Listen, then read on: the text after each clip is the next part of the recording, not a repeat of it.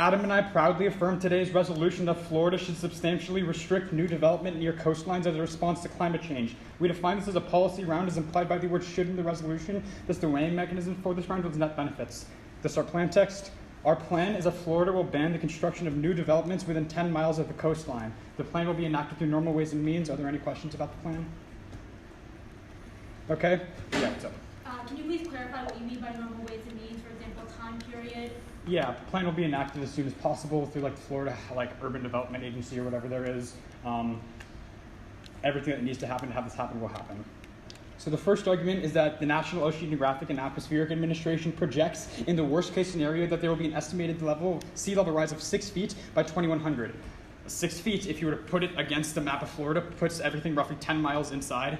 So then we basically just move everyone, or like all the future development, 10 miles inside of the border. The second argument is that anything beyond that 6 level sea level rise is way beyond anything that NOAA predicts in their worst case scenario, which means that it's going to be probably really unnecessary. The third argument is that we're prohibiting new developments, which means that developments that currently exist or are currently under construction and have been approved will be allowed to be completed, but the Housing Authority won't be approving any new projects.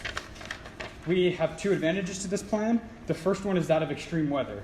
In the status quo, extreme weather is on the rise. This can first be seen through the really active hurricane season that the United States and Caribbean had this year. The first reason why this happened was because of pressure differentials between Africa and Europe, which caused a lot of dry air to circulate aggressively over there, which then caused convection cycles across the world to create harsher storm conditions in the Caribbean. The second argument is that, just plain and simple, the south of the United States and the Caribbean regions had the most extreme weather days out of any season on record, which means that extreme weather right now is increasing rapidly in the status quo and will be continuing to increase.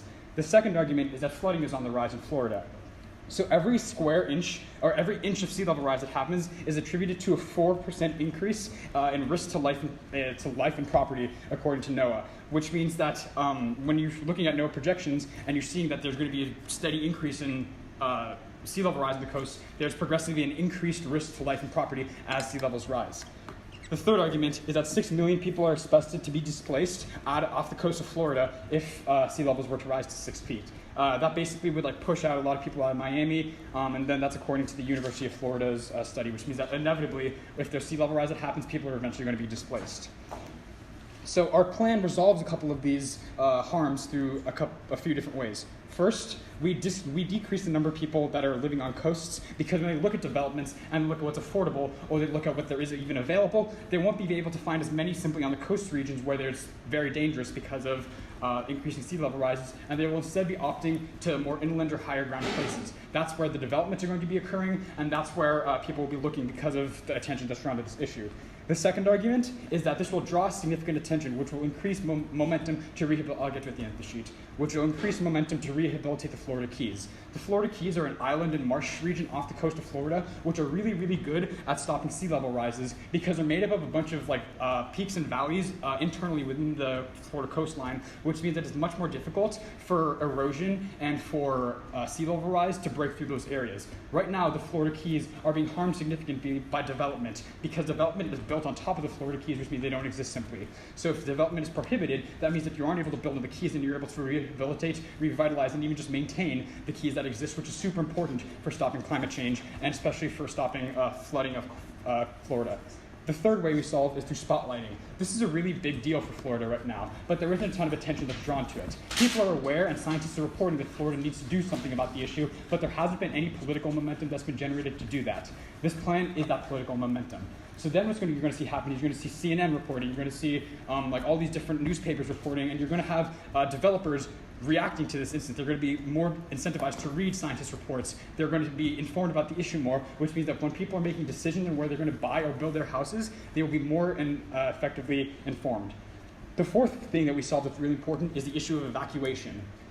Miami and a lot of other coastal regions right now are being increasingly developed, which means that the amount of people per square inch is increasing. That's problematic because in the case of emergency situations, if there's a hurricane or some other natural event that comes through and is going to be devastating to the region, it is extremely important to make sure that people are able to effectively and safely get away from areas that are dangerous.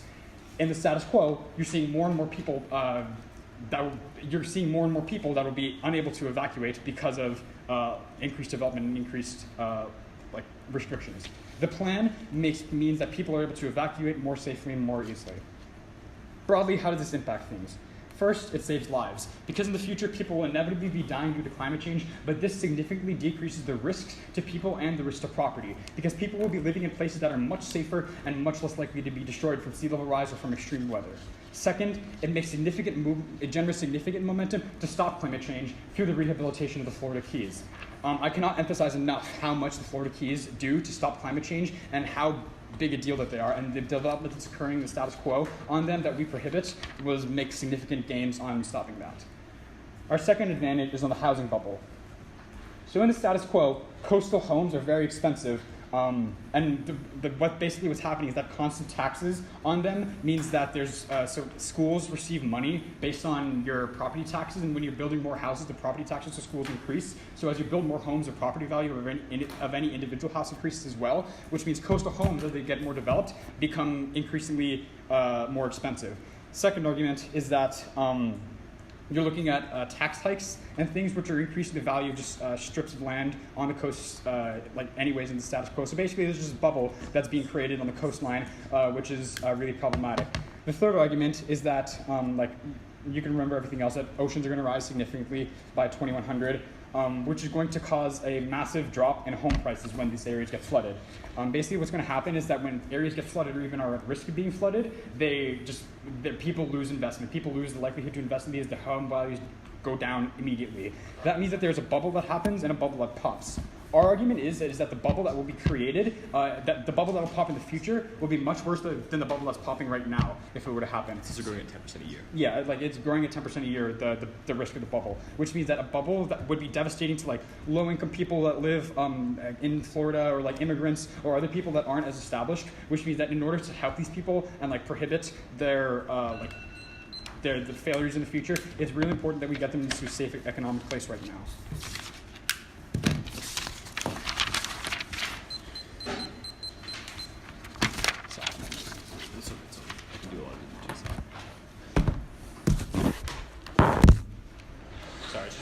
Are you speaking from there? Speak just where you want to speak from, sorry. Yeah, sorry. Oh, I just thought, is this your phone? Yeah, that's my phone. It's got the recording on it. He wants to record Oh, that. okay. That makes sense. Sorry, I was a little confused. I'm gonna... As far as you want. That'd be a little easier. Thank you so much.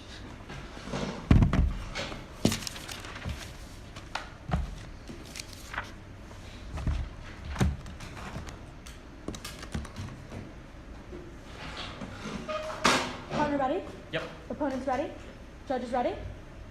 And with that, I'll begin. My name is Rob Kametha, and I am proud to negate the following resolution that Florida should substantially restrict new development near coastlines as a response to climate change. So first off, our weighing mechanism that we're going to give you today is economic growth, and we believe that that is what's being valued most in this round, and that's what the net benefit should be looked at. So our first contention is the idea that climate change is, first of all, not the correct warrant, and on that right here, we win this round. The reason for this is that Florida is currently a state underneath the United States federal government. And as I'm sure all of you in this room know, the current administration does not believe that climate change is something that is currently impacting this nation. Because of that, there is no way that we should be saying that Florida, as a state in the United States, should be restricting development and intruding in their own private sector just on the sheer basis of as a response to climate change. Going into our second contention, the idea that this would entirely stagnate the Floridian economy, and this goes into our counter plan. Our counter plan suggests that rather than prohibiting all new developments on the coastline in Florida, we'd rather build a new coastline as has been done in places such as Dubai. What we see by this is that we're going to see a better economy and we're going to see more growth in the private sector. Why is this? Because when we're building a new coastline, we're hiring other companies that are going to go into Florida. They're going to be building this coastline. So here we're creating jobs. Then we're also going into, I'll get to you at the end of this page, then we're also going into creating more houses. Our opponents brought up this idea that the housing bubble is going to pop. What we're saying is we're going to be building more houses on this new coastline, and therefore we're going to have a greater supply of houses, and this way the price of the houses that are currently on the existing coastline will drop dramatically. And because of this, we will be able to have more people moving into, one, better housing, and second of all, housing that's at a more affordable price.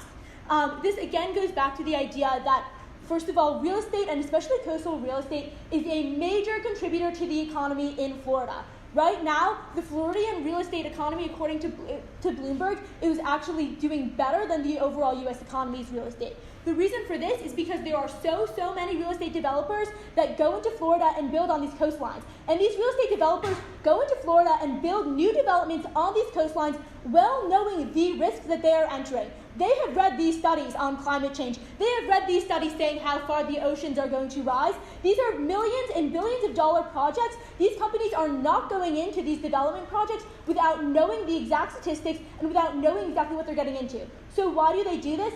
The reason, Judge, is because they know about the amazing economic benefits that they get from creating these projects. So that is why they continue to go into this. When we take away and when we follow the plan proposed by the affirmative side, we see all of those real estate developers, we see them leaving Florida immediately. We don't see any new projects, and because of that, all of the billions of dollars that was being poured into the Floridian economy leave automatically. What this does is something that our opponents tried to say was one of their impacts, tax hikes.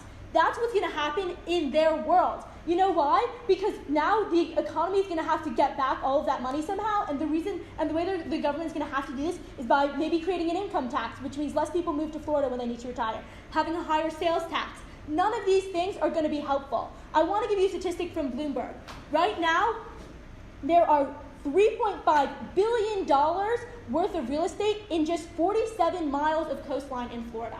What our opponents are doing is they're taking away any sort of potential for more investment into that type of real estate. However, what we're seeing in our counter plan, which directly contradicts our opponents, is that we are building a new coastline, aka providing more land and more availability for new developments, new resorts, and again, all of this money going directly into the Floridian economy. Now I want to go into our third contention, and that is that the idea of this policy would be a vast intrusion upon the private sector. To be limiting the new development projects on the coastline would be directly going into real estate companies and telling them that they cannot build in certain places, and those certain places happen to be where all of the real estate companies who go into Florida are going. Yes? Isn't that basically what we do with like national parks and stuff right now? That is true that we do that with national parks, but it's never to that same extent. Right now, we are saying the entire Floridian coastline is offline, and the thing is, we're not doing that to protect the land, right? They're saying that we're doing this because we're talking about evacuation, we're talking about flooding, and what we're seeing in our counter plan is by creating this new coastline, all of those impacts that they're saying about evacuation and flooding being a major issue no longer become an issue because that coastline is where the ocean levels are now rising. So again, this idea that they're going to be somehow solving all of these extreme weather projects by having all they talked about having more extreme weather days this year than any other year, that might be true, but their plan is not what's going to solve that. Our counter plan is what's going to prevent people from having to evacuate their homes. That's what's going to prevent people from having 6 million people in Florida displaced.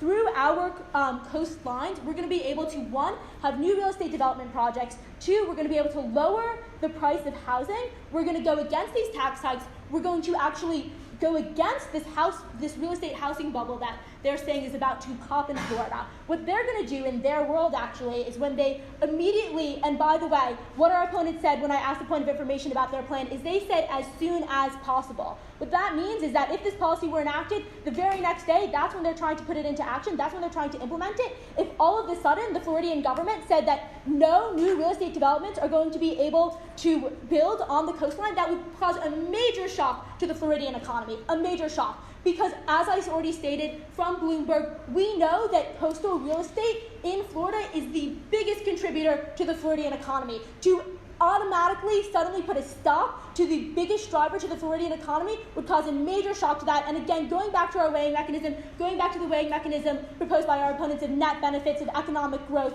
we are not going to see that happening in the affirmative world.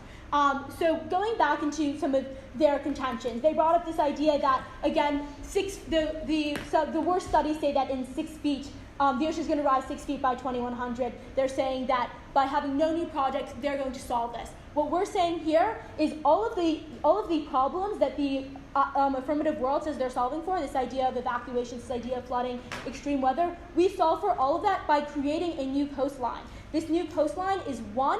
As we saw in Dubai, it was $14 billion that went into this new coastline project, whereas we're seeing $3.5 billion in 47 miles, whereas we're seeing, according to Zillow, 934,000 homes worth $400 billion on the coastline. When we're comparing numbers like $400 billion to $14 billion, it's clear what's going to be better for this economy, and it's going to be to create this new coastline that will, one, bring more people into Florida, two, it will create more housing developments, more resorts, and it will continue to grow the Floridian economy rather than stagnating it and actually putting a major shock into the economy like our opponent suggests. Just to wrap this speech up for you, Judge, we go against the resolution that Florida should substantially restrict new development near coastlines as a response to climate change. First of all, just because as Florida is a state underneath the United States federal government, it is directly off policy of the United States federal government to do anything in response to climate change, as the current administration does not believe in climate change. So right there, we win that round. Our second contention about the Floridian economy, I've gone into this a lot. Our opponents would be stagnating and shocking the economy,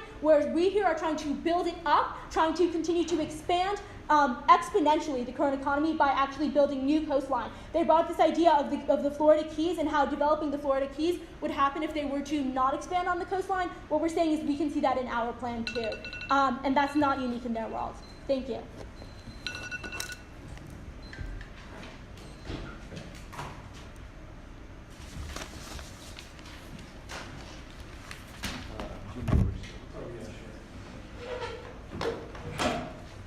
Speech is 7 minutes or 8 minutes? 8 minutes. Cool. This term is 7, 8, 8, 4, 5. Just as a brief off-time roadmap, I'll be going over the affirmative case and then moving on to the negative case. Is anybody not ready? Okay. My name is Adam Keller, and I proudly affirm this resolution. The standard for evaluating this round is net benefits. First, we need to ask what impacts matter most under this standard. They say that we should value economic growth over things like death. We argue that death is more important for a couple of reasons. First of all, death is irreversible. There's no way to come back from death, but there are other ways to get a job somewhere else or have the economy be boosted in the future. Second, death is the worst form of evil, and so it outweighs on magnitude because it destroys the ability to appreciate any future experience where you can still have experience, you can still live a fulfilling life even if you're poor or you've lost your job, which means it's a much worse evil than a loss of economic growth. But next, go on to the affirmative, our first contention. They have conceded that arguments from the National Oceanic and Aeronautic Administration that the oceans will rise 6 feet by 2100 at its worst, which means that all these coastal properties will be pushed underwater inevitably. This is the biggest framing issue in this round. All of the economic growth impacts that they're talking about will happen no matter what. They will happen in both the affirmative world and will happen in the negative world. We argue that having them happen now is better because less investment is done there, less development is done, there's less population density. We can pop the bubble now and have people relocate and develop the economy sooner rather than later, when there's more investment pent up, there are more people there, it's harder to evacuate, there are a lot more properties that are going to be destroyed, and a lot more economic damage that's going to be done. The concession at 7 is probably the most important argument of the round because it means that every impact, if it's negative to the economy, will just happen sometime in the next few decades anyways, right? It's not a unique impact of the act. Next one are the extreme weather arguments. There was a massive increase in extreme weather status quo. Things like Hurricane Sandy, other hurricanes in the Caribbean, the Storm Maria, which basically took out all electrical power, or almost all electrical power in Puerto Rico. These sorts of extreme weather events are increasing every year and increasing rapidly. But this means that in the status quo, if we continue to allow people to build near the coast, more people will die. This is both a linear impact in that the more people we allow to build homes here and more people that move there means that more people are hurt by these extreme weather events. But it's also a non-linear impact because in the event of evacuations like in Hurricane Sandy, this means that since there are more people, roads become disproportionately more clogged. Since there are more structures that can be knocked over, it means there are fewer pathways to evacuate and it takes longer for people to get out, which means that not only are there more people left to be killed by these extreme weather events, but it's harder for the people already there to get out, which is a non-linear impact, which means that every additional home we build increases the risk and increases the magnitude of these the damage caused by these extreme weather impacts. This is going to kill thousands of people over the next few decades, and potentially tens of thousands of people the more these escalate. Next on how we resolve this. First of all, we decrease the number of buildings here, which means there are fewer people there, and there are fewer people that are going to be injured in evacuations and delaying evacuations for others. Second, we draw a significant amount of attention to the rehabilitation of the Florida Keys. This argument is super important. The Florida Keys are a set of naturally occurring barrier islands that have natural peaks and valleys in them that do a great job of stopping hurricanes and extreme weather events. The problem is that when you allow development to happen there, that means that these peaks are basically pushed into valleys and they're smoothed out, which means that these Florida Keys are no longer effective as barrier islands. They're still somewhat effective, but they're becoming less effective every year because there are more housing developments being built in them. This means that Isn't it true that the Florida Keys makes up a very minor percentage of all of the Floridian coastline? No. Yeah, it's a minor percentage of the population, but the point is that it shields the rest of the population that's on the coast, right? So it acts as a natural barrier that prevents basically everyone else on the coastline from taking the biggest hits from hurricanes, which is why it's not a question of like the population on the Florida Keys, but what the Florida Keys do to protect the population on the coast. So this will basically mean that increased development of the Florida Keys, which is having the status quo, will make all these extreme weather events have much higher magnitudes and kill much higher people. Also, it means that the economic damage inflicted by these catastrophes will be much higher, which turns the link into their disadvantage, because if there are more serious like hurricanes that destroy more buildings, that's worse for the economy and causes a much worse economic decline. Next on the second advantage. First, on the housing bubble, they have conceded that the housing market in like Miami alone has grown by like 9% in just one year. The total property value. There is a massive amount of speculation there because a lot of people that are buying homes do not realize the true risks of climate change. They say that companies that are going in there now understand the risk, but that's not an argument, right? Companies are building houses really cheaply on the coast, and they're selling them super expensively because there's a ton of demand from people in East Coast cities moving to Florida, which means that people do not really understand how climate change is going to happen, or they're much older and think they're going to be dead before that becomes a problem. So there's a huge amount of people buying it. They're not going to suffer the consequences of climate change, which means there's a massive speculative bubble going on that is causing price increase really steeply. I'll get to you in 1 second. Okay.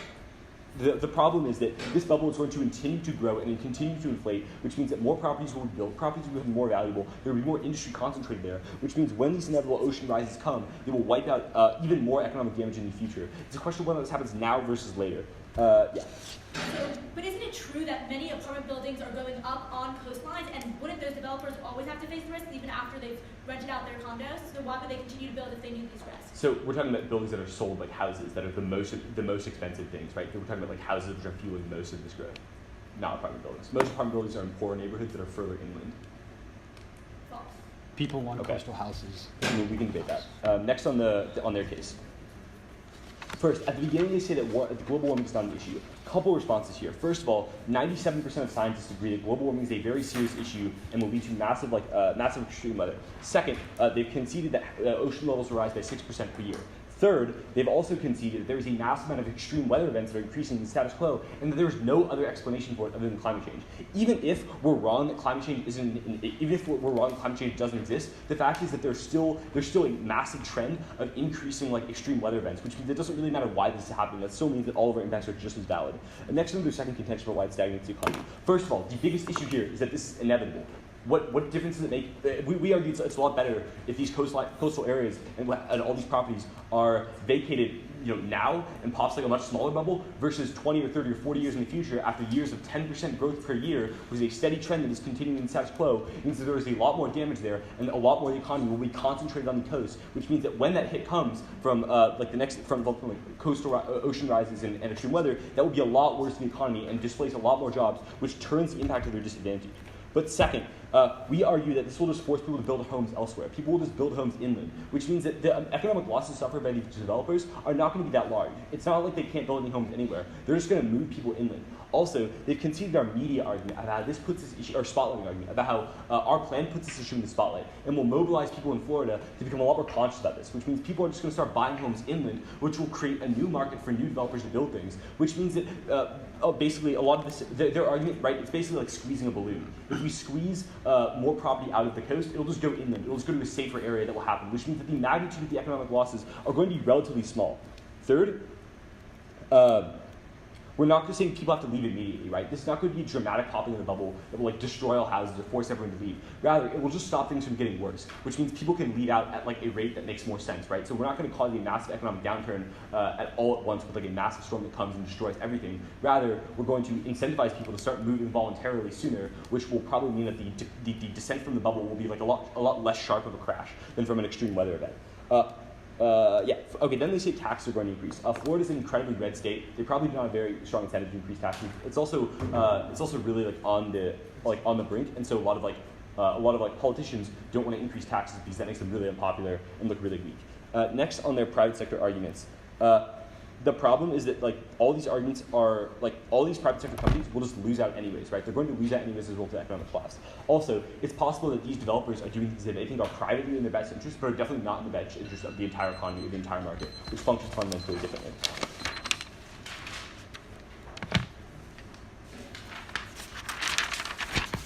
Do you want this? Not particularly. Okay. Do you mind if I move this one? I'll take the. Sure. 8 minutes, correct? Yeah. Cool. So before I begin, I'll lay a brief off-time roadmap, but before opponents ready? Yeah. Judges ready? Partner ready? Then before I begin, what I want to cover is I want to cover the 3 last points that the previous speaker talked about in their last speech, those being building homes inland, the media, and then the as soon as possible discrepancy. Also talking about the red state bias that they previously talked about as well. Then I want to talk about the role of the state and federal government, and then finally I want to go back to talking about how we should be weighing this round. So with that being said, I will begin as soon as my app loads.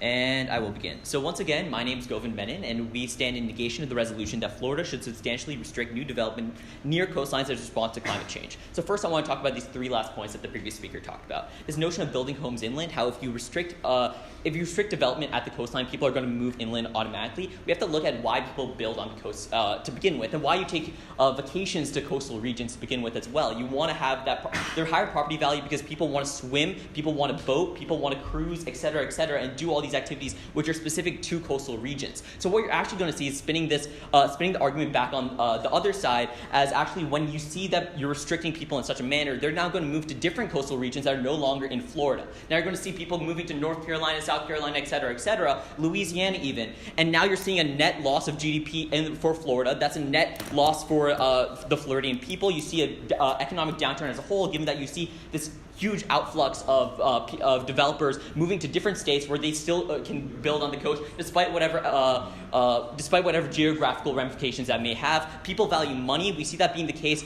in the status quo today. People are rational agents. We see that developers are creating buildings on the coastline because they know they can make the most money on the coastline, and people are moving to the coastline despite knowing the risk. People want this economic value, and people value economic value over the possible risk of death, and that goes purely into how we should look at the federal and state government here. So when you're looking towards what the state government the state government, per the social contract theory, acts in the best interest of the Floridian people. So when you're looking towards how the state government would act, so first we're talking about this as a policy debate, so we don't need to talk about whether or not this will happen in reality if passed. First, it won't, because it's not reflective of what the Floridian people want. The Floridian people would have already pushed for such legislation in the past and have such a bill passed previously if they care about this issue of death far more than the economic ramifications. And that hasn't happened, and thus that we don't see this precedent is grounds for us negating this resolution. But even furthermore, when we're looking towards why they shouldn't do this, it goes back to that same point.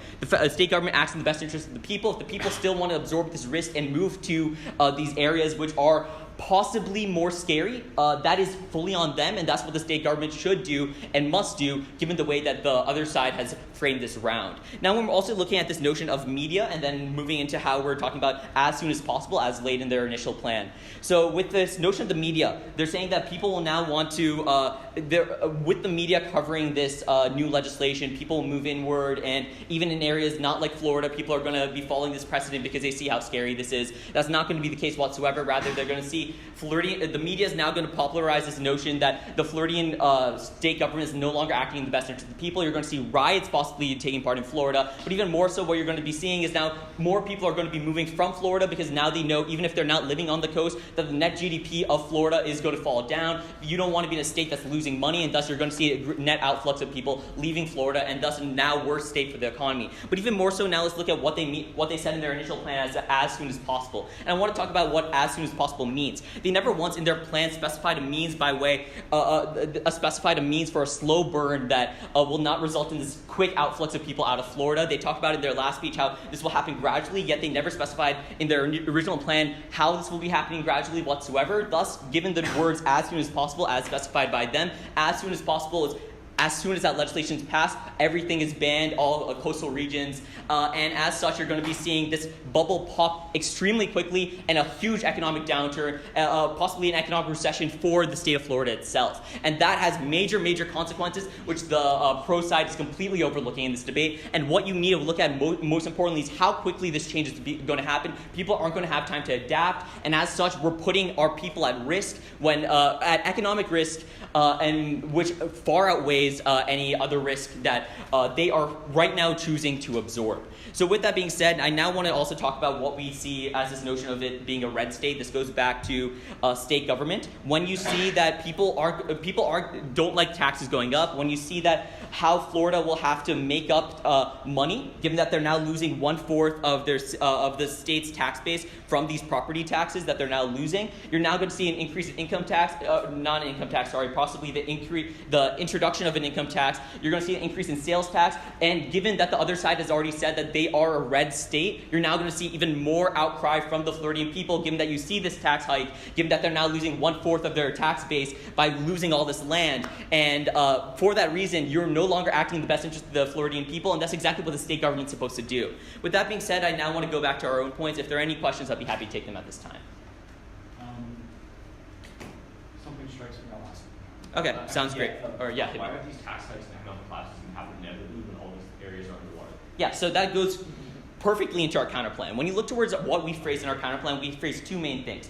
First, we talked about how coastlines are now going to be built out outside the coast, as has happened in Dubai. And as someone who previously lived in Dubai, this led to a great economic upturn in Dubai. You had many more jobs specifically in the private sector, and this was well appreciated by the people in the UAE, given the fact that you now have an increase in GDP for the nation. And that's exactly what you're going to see here in Florida as well, given that we've already seen that with it being a red state, they care a lot about their economic prosperity. When you see their economic prosperity going up, this is going to be well received by the Floridian people. And even regardless of whatever other issues you may have with this plan, what is the role of the state government? The role of the state government is act in the best interest of the state people, act in the will of the people. And if that's in the will of the people, that's what the state government will do, should do, and must do.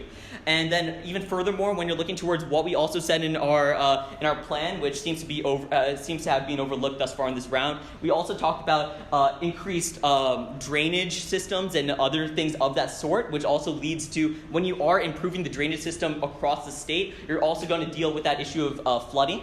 But that is lesser of a point to our coastline point, which is going to lead to far, far more jobs than a drainage system, which is still going to lead to more jobs. Does that sufficiently answer your question? No, my question was when those barrier islands are pushed underwater, how is that going to prevent an economic collapse from happening? You can create similar barrier islands on the new coastline. You now have far more land to work with. You now have far more land to build on. That's going to lead to more people creating buildings on these lands, regardless of whether you think that homes are the most profitable or apartments, whatever that may seem. And you can create similar artificial barrier islands as has been done in different parts of the world thus far. With that, I think I've sufficiently answered that point, and I want to bring all in a nice little bow, what are the things you should be doing most in this round? So the biggest thing right here is this notion of death versus economic benefit. Regardless of where you stand on this, if you believe that economic benefit or death is most important, what we have to look at that is through the lens that they themselves provided you in their first speech. We're viewing this through the lens of the state government of Florida. How will the state government of Florida act? They will act in the best interest of the Floridian people, act in the will of the Floridian people. The Floridian people, we have seen thus far, they have set the precedent that they are absorbing this risk. They are willfully moving to these areas that have these high risk, and as such, we already see that they privilege economic benefit more so than this possible threat of death. If that is already the case, we must continue acting the will of the people and further move outward. What we also will see furthermore is this notion of our first contention, which has been completely overlooked thus far. When we're looking towards how Florida fits into the grand scheme of things, they are part of the U.S., and given that the U.S. federal government does not believe that climate change is the reasonable cause or a reasonable warrant for any such action as being stated in this resolution, when you look towards the resolution itself, it's saying as a response to climate change, if the federal government doesn't believe climate change is a suitable cause for such response, we need not act in such a manner. Thank you.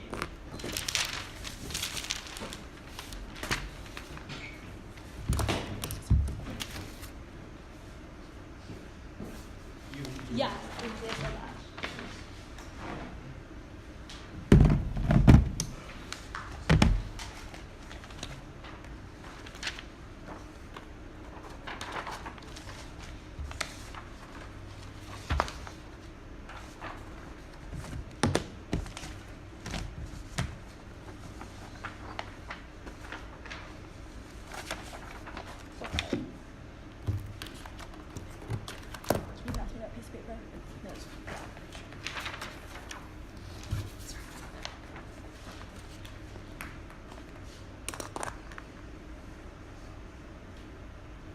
Opponents ready? Yeah. Judges ready? Partner ready? Then I will begin. So first off, I just want to go through a few of my opponents' contentions and talk about why we've run this round today. So a lot of my opponents' contentions are based solely on statistics, right? The idea that the sea levels might rise 6 feet by 2100, the idea that 6 million people are expected to be displaced. And what we're saying here is we are not saying that any of those statistics are wrong. What we are saying, however, is that our counter plan solves for these statistics. And our opponents have been unable to refute that truth about our counter plan. In fact, they never once mentioned how our counter plan would not help solve these same problems that they bring up. And so I want to go into our contentions. First of all, they have the entirely wrong warrant for their plan. Even if their plan were to be the best solution for this issue, which, Judge, as we tell you, is not, rather our counter plan, which builds new coastlines and thus prevents this idea of having floods that force people who are on the current coastline to evacuate, as there is land now protecting that, and also having drainage systems, which again go back to solve this idea of flooding. But they have the wrong warrant. Again, Florida is a red state, a state underneath the current United States federal government, and as they said they would enact this plan ASAP, that would be under the Donald Trump administration, which means that climate change would not be a warrant that Donald Trump or the Floridian government would be okay with using to suddenly have a giant intrusion into the private sector and say that they would suddenly prohibit any new development on the coastline. So second, we want to go to this idea that this is going to be a major shock to the Floridian economy. Our opponents brought up this idea about the housing bubble and how it was suddenly, and how their plan was going to gradually make it decline. But what we're going to see is actually the housing bubble will grow under their plan. The reason for this is because suddenly there will be no more coastal real estate developments. What this means is, as my partner brought up in his speech, everyone who goes to Miami Beach, a lot of people who move to Florida, they want to live on the coast. They want to live on the beach. They want to have that view of the ocean. They want to have access to the ocean. So the moment you say there can be no more coastal real estate development, those houses, those prices of those apartment buildings and those houses skyrocket. That bubble grows bigger and bigger, and that impact of our opponents directly flows to us through that. Point of order. This articulation about how the affirmative team's plan increases the housing bubble is entirely new in the 1NR. It should be considered when making decisions in this round. That should have been in one of the two earlier speeches. May I respond? I brought up how our opponents would grow the housing bubble in my first speech. I'll just keep it under consideration. It's the same. Sounds good. Thank you.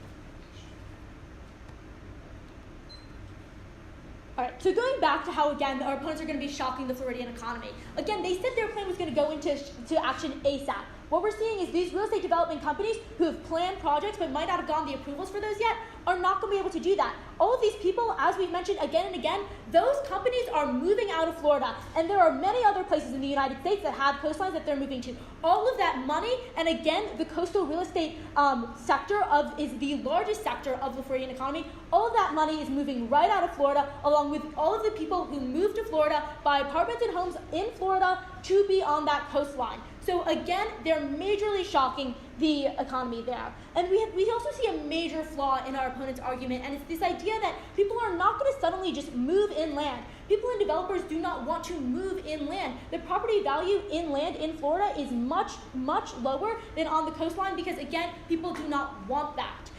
We want to go back into our counter plan and the idea that they're saying they're going to save lives and their impacts. They're saying they're going to stop climate change by developing the Florida Keys. They're talking about the housing bubble. They're talking about this idea of media and how more people are going to move inland because of this. We see that all of these are inherently false. This idea of saving lives is again solved by our counter plan, which our opponents have never once been able to rebut. This idea of evacuations, the flooding, again, our counter plan solves for those without having the major economic harms that will hurt Floridian quality of life drastically. And because of that, when we look at all of their impacts, when we see this idea of saving lives versus economic benefits, we see that both of these points flow directly to us because our counter plan not only saves lives, but it actually increases the strength of the Floridian economy tenfold. And for all these reasons, we voted negative ballot in this round.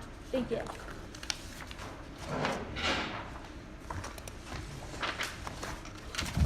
Thank you.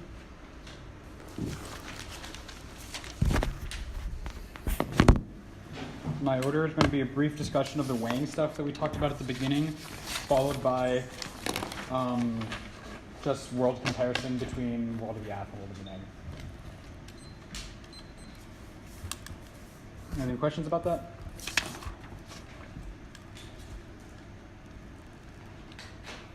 Overview on how you're going to be evaluating this round. We say you should be evaluating net benefits, especially through the lens of life, more than money, for a couple reasons. The first is that death is irreversible. They can see this argument. That means that if you're dead, it doesn't matter how much money you have because you can't use it because you're dead. Secondly, we isolate death as the worst form of evil because there is no future experience that you can have. That means that if you're dead, you can't be future experiencing like the amount of money that you have. That means that when you're making decisions on what you should be looking at, you should be prioritizing death and lives over money in any context of this round. Secondly, overarchingly, this round is a question of magnitude. In this round, both teams believe that there's going to be significant climate change and significant sea level rise in Florida, but it is a question of which team is able to solve and mitigate the number of deaths that are going to occur as a result of that. The way that they propose resolving this is by building a coastline further out in the ocean, whereas we say people should move inland towards higher ground. In a world where both teams believe that sea levels are rising, whether it's because of climate change or whether it's just because of general oceanographic trends, building outside farther into the coast is a far worse idea than telling people to move to higher ground, telling people to move to where it is safer. You've conceded evidence that says that every inch of ocean level rise increases the probability of death or property destruction by 4%. That means that if you are building on the coast, which is at least at sea level or lower, those people are going to have a higher likelihood of dying than in the world of the affirmative means plan. Secondly, the Florida coastline that they propose building probably will kill the Florida Keys. We isolate the Florida Keys as being the best way to naturally solve or mitigate the risk of climate change in the status quo, because the Florida Keys are really good at preventing water from increasing higher through its complicated system of like peaks and valleys that naturally occur through the marshes. If you were to build a coastline, that just flattens everything. That means that there's no more Florida Keys. That's really problematic because the scientific community, through consensus, believes that it is one of the most important natural formations for stopping climate change in the south of the United States. Third, go to our argument about the media. This is an argument that resolves a lot of the offense that they read on their economic growth sheets, basically. The first thing that they say is that people building inland won't cause people to move inland. Instead, because they want to live on the coast, they'll just move to North Carolina or other parts of the United States outside of Florida where there are coastal homes still being offered. And then that will make Florida lose out on economic growth.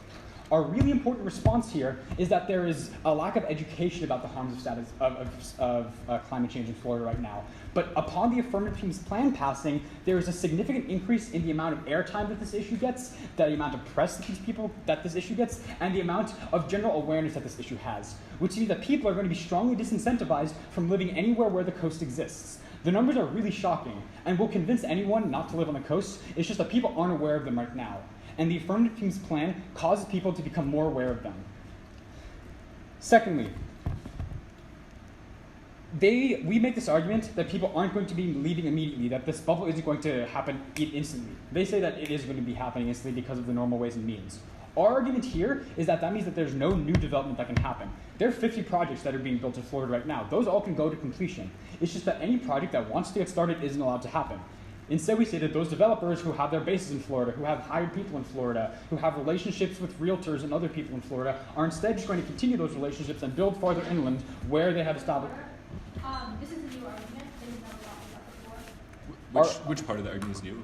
The idea that they just mentioned about how since you're prohibiting since you're just stopping developers who are currently who haven't had their projects approved yet, that suddenly it's not going to cost. So I made the argument that you The plan is that Florida will ban the construction of new developments. That is any development that will happen in the future. Developments that are happening right now are allowed to continue. There's that happening in our plan, it's going to give you an opportunity for It's not like all the houses are just condemned once you pass the plan, right? Yeah, it's like they still exist. No, I understand that, and I heard that part of your argument. I just mean that you have brought up a new argument just now, proving why you prohibiting new developments. I made that in the two Could I interject? Could you isolate which particular argument you're saying is new? Like the one that he just brought up about how if you were to prohibit all new developments but you let the project continue to completion, that wouldn't somehow topple that. So I think I addressed that in the 2AC when I said that with a storm, right, that would be an immediate crash, whereas this would be sort of a slower decline that encourages people to move inward on the bubble debate. I'll rule on this one. I say point out, well taken. That wasn't the MG. Mm-hmm.